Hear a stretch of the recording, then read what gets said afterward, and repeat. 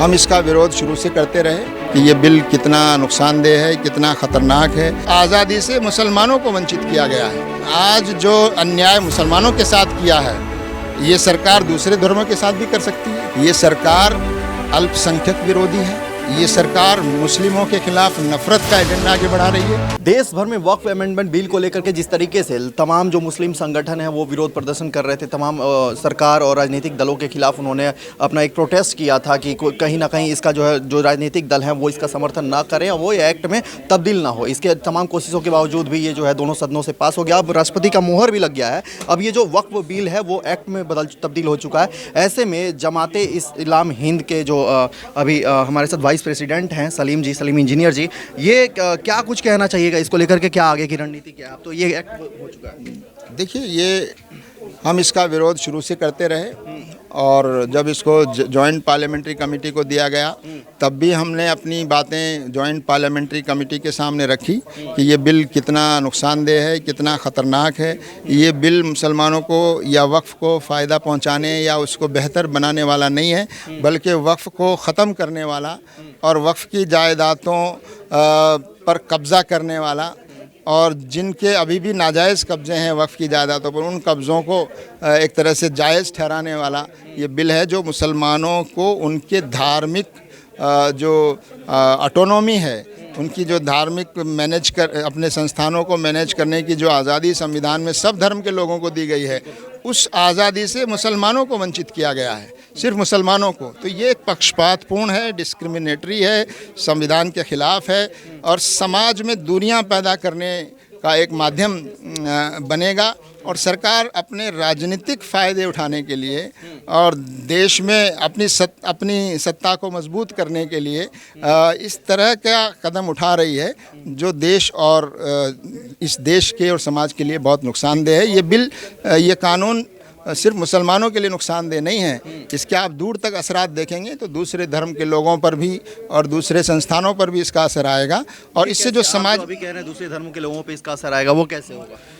आज जो अन्याय मुसलमानों के साथ किया है, ये सरकार दूसरे धर्मों के साथ भी कर सकती है, क्यों नहीं करेगी? आप कह रहे हैं अन्याय की बात कर रहे हैं, कल ईसाइयों के साथ भी कर, इसका समर्थन भी कर रहे हैं। अभी तमाम नहीं, आरिफ मोहम्मद साहब, हाँ, चंद लोग हैं, एक दो नाम बता सकते हैं आप, जो बिके हुए हैं, जो खरीदे हुए हैं, जो सरकार के साथ हैं, जो आरएसएस के साथ हैं, जो बीजेपी के मंत्री अमित शाह सदन में चिल्ला कर ये भाषण दे रहे हैं और बता रहे हैं कि ये कहीं से भी मुसलमानों के खिलाफ नहीं है। ये जो बिल है उन दबे, शोषित, गरीब, वंचित जो मुसलमान हैं, पसमानदा जो मुसलमान हैं, जो पिछड़े लोग हैं, उनके विकास के लिए इसको जो है अमेंडमेंट करके इसको नया एक्ट रूप दिया गया है। आप कह रहे हैं कि उनके खिलाफ है। अगर ये बात सच होती तो गृह मंत्री जी को चिल्लाने की ज़रूरत नहीं होती। सच को साबित करने के लिए चिल्लाना नहीं पड़ता है।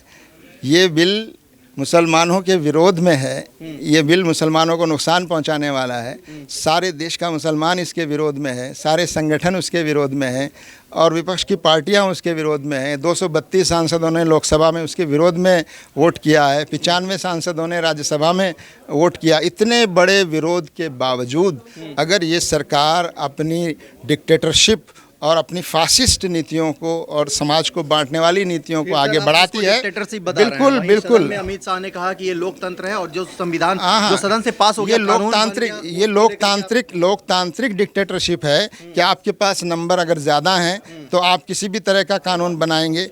जबकि जिस बिल को इन्होंने बदला है वो 1995 और 2013 का जो बिल है वो दोनों सदनों में सर्वसम्मति से पास हुआ है। उस सर्वसम्मति से पास हुए बिल को, जिसमें आज की जो बीजेपी है उसके सांसद भी वहाँ मौजूद थे जब ये 1995 और 2013 का बिल पास हुआ, और आज आप थोड़े से वोट डिफरेंस के साथ उसको कानून बना लेते हैं। तो अगर हमारे देश के चुने हुए प्रतिनिधि इस तरह का रवैया अपनाते हैं और सदन में कोई गलत कानून बन जाता है और सदन से कोई गलती होती है तो फिर उसको ठीक करने की जिम्मेदारी या तो अदालतों की है या फिर आवाम की है। तो अदालतें और आवाम का जो रास्ता खुला हुआ है इस गलती को सुधारने का, उस रास्ते को हम अपनाएंगे। ये नया भारत जो है सर, जो नया भारत की जो कौन सा नया है? नया भारत का लगातार कैंपेन आप हर समय सुनते होंगे। प्रधानमंत्री लगातार इसका जो है सो मंच कब से बना नया भारत? नया भारत में चीज़ें जो पुरानी रूढ़िवादी चीज़ें हैं उनको बदलने की कवायद शुरू की गई है और ये उसी का जो है एक क्रम है जो अभी अमेंडमेंट बिल को लेकर ये नफ़रत का भारत बनाने का जो एजेंडा है, ये जो नफ़रत का एजेंडा आगे बढ़ाने की कोशिश है और ये जो डेमोक्रेटिक जो लोकतांत्रिक मूल्य हैं उनको ख़त्म करके और एक अपनी मर्ज़ी चलाने की जो राजनीति है, उस राजनीति को अगर आप नया भारत कहते हैं तो इससे ज़्यादा शर्मनाक और क्या हो सकता है। 2014 से लेकर अब तक आप देख रहे हैं प्रेस की आज़ादी, लोगों के विरोध की आज़ादी, डेमोन्स्ट्रेशन की आज़ादी, प्रोटेस्ट की आज़ादी, रिलीजियस फ्रीडम, इन सब पर किस तरह से चोट की जा रही है। और अब इस वक्त बिल की बात कर रहे हैं, अभी कुछ साल पहले यहाँ पे शाहीन बाग में बहुत बड़ा आंदोलन चला था जो भारत के इतिहास में शायद ही वैसा कहीं आंदोलन हुआ हो। आप कह रहे हैं आज़ादी पे जो है सो ब्रेक लगाया जा रहा है, रोक लगाई जा रही है, तो वो कैसा आंदोलन था, क्या की आप बात कर रहे हैं? नहीं, जब देखिए लोगों का आंदोलन जब एक सीमा से ज़्यादा बड़ा हो जाता है तो फिर सरकारें जो है उस आंदोलन को नहीं रोक सकती हैं। किसानों के खिलाफ बिल बनाया गया कि नहीं बनाया गया, किसानों के खिलाफ कानून लाया गया कि नहीं लाया गया, और ये झूठ बोला गया कि नहीं बोला गया कि हम तो किसानों का भला चाहते हैं, किसानों को मजबूत करना चाहते हैं, मगर किसान उसको समझ नहीं रहे हैं। किसानों ने उस पर भरोसा नहीं किया, किसानों ने स्वीकार नहीं किया, किसानों ने विरोध किया, आज तक विरोध कर रहे हैं। लेकिन जब किसानों का विरोध और आम जनता का समर्थन किसानों को मिला तो इस सरकार को वो कानून वापस लेना पड़ा, हाँ, तो जब सरकारें गलतियां करती हैं अपनी ताकत को के घमंड में आकर और अपने संख्या बल के आधार पर या लोगों को राजनीतिक तौर पर डरा धमका कर या सीबी और ईडी के माध्यम से लोगों को अपने फेवर में करके इस तरह से जब चीज़ें होती हैं और गलत फैसले होते हैं संसद में, तो उसको दुरुस्त करने की जिम्मेदारी लोकतंत्र में अदालतों की भी है और आवाम और जनता की भी है। तो हम दोनों के पास जाएंगे, हम अदालत में भी जाएंगे और हम आवाम के पास भी जाएंगे और जो गलती संसद में की गई है उस गलती को आवाम के माध्यम से लोकतांत्रिक तरीके से और पीसफुल तरीके से अपना। ठीक है, ये आखिरी मेरा सवाल है, जिस तरीके से लगातार इसको लेकर के एक लाइन में बोल दिया जा रहा है कि ये मुसलमानों के हक के खिलाफ है, उनकी आज़ादी छीनी जा रही है, तमाम उनके जो आज़ादी है उसको कहीं ना कहीं उस पर ब्रेक लगाने, अंकुश लगाने की इस कानून से बात कही जा रही है। ऐसे में सरकार ये कह रही है कि ये पिछड़े वर्ग के जो मुसलमान हैं, जो गरीब हैं, असहाय हैं, बेवा जो हमारी मुस्लिम बहनें हैं, उनके विकास के लिए, उत्थान के लिए कानून लाया गया है। तो 4 लाइन में आप बताइए ये कैसे गलत है? देखिए, इस बयान पर हंसा जाना चाहिए कि जो सरकार मॉब लिंचिंग को नहीं रोकती, जो सरकार गाय की ऊपर गो हत्या के नाम पर मुस्लिम युवाओं की हत्याएं होती हैं, जो मुस्लिम नौजवान बिना किसी अपराध के जेलों में डाले जाते हैं, जिन मुसलमानों के घरों पर ज़रा सा कोई अपराध का नाम लेकर उनके घरों को बुलडोज़ किया जाता हो, वो सरकार और वो पार्टी ये कहती है कि हम दबे कुचले लोगों के लिए करना चाहते हैं, तो इस पर कौन विश्वास करेगा? और ये वही विश्वास कर सकते हैं जो उनके आसपास रहने वाले कुछ लोग हैं, वो ज़रूर कहेंगे।